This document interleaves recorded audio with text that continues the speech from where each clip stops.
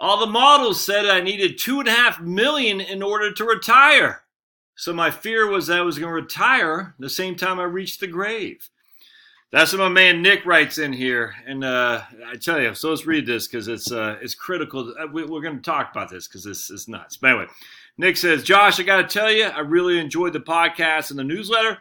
The piece below on the retirement crisis is priceless. And this is my most recent post. I said how to create a retirement crisis, where I looked at the numbers that weren't being shared with you in order to show we have a retirement crisis. Anyway, so Vic says, look, I'm 57 and I'm going to retire when I'm 63.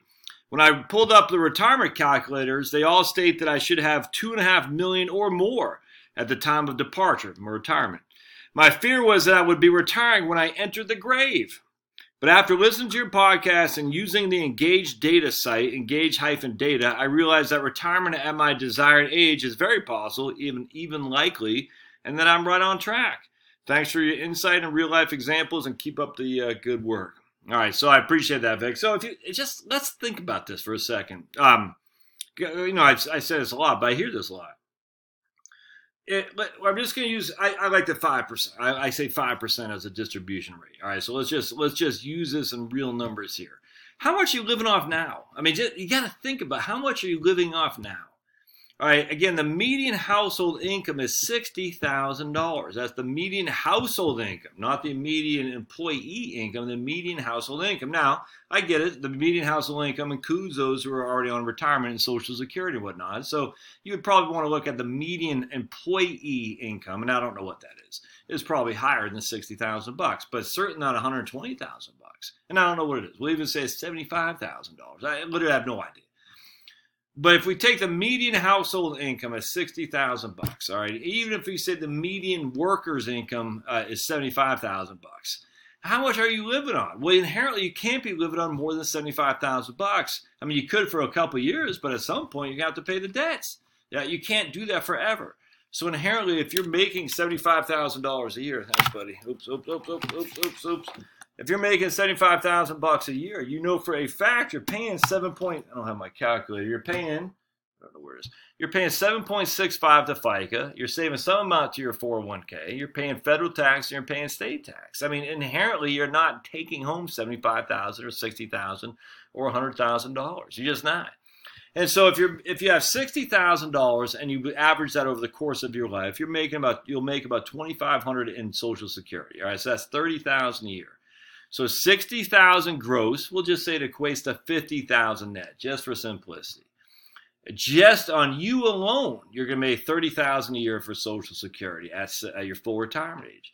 So you need $20,000 to keep up to where you were while you're still working. And is there any reason you need to have that same level of income? I mean, I don't know. Well, but even if you did, if you had $400,000 at 5%, you're fine without even blinking an eye. $400,000 at 5% a year, if you even needed that, would give you the $20,000 to make up to where you were pre-work. While you're working, I mean.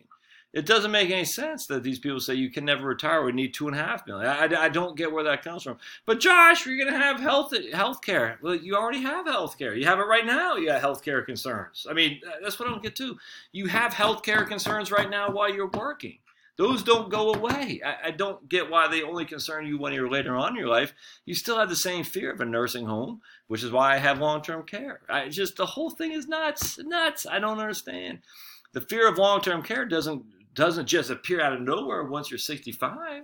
You still have the same concerns that you always did. So isn't that part of the question now? It doesn't make any sense. You're going to spend less. We know this just from BLS numbers. Now, again, there's every reason to think not everyone's going to spend less, but the most people do in terms of real live numbers that we see as opposed to computer models. It's nuts.